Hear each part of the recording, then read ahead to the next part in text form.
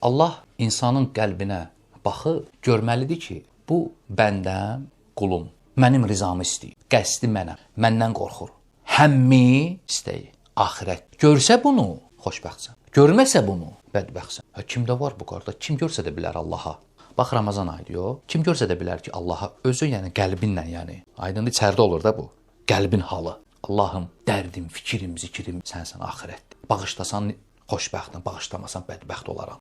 İçərdən, qəlbən bildirir. Kim bildirir? Kim görsə də bilər bunu Allaha. Ona görə Allah Taala baxmalıdır sənin qəlbinə. Nə istəyirsən? Axirəti yoxsa dünyanı. Vallahi onlar dünyanı istəmirdilər. Dünyanı bir nə kimi baxırdılar? Keçici bir vasitə, xidmət eləyir sənə. İnsan dünyaya necə baxmalıdır? Bu dünya sənə xidmət edir. Axirət diyarı üçün əkin yeridir. Yox, tarladır. Vallahi bu cürdür bu dünya.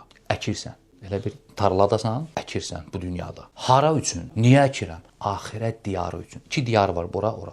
İndi söhbət nədir? Bu dünyada mən əkmirəm axirət diyarı üçün. Tədarük görmürəm. Elə bu dünyanı tutub duracam kimi yaşayıram. Yeyirəm, içirəm, əylənirəm. Axirət diyarından qram heç nə yoxdur. Zərrə qədər heç nə yoxdur. Ora üçün hazırlaşmıram.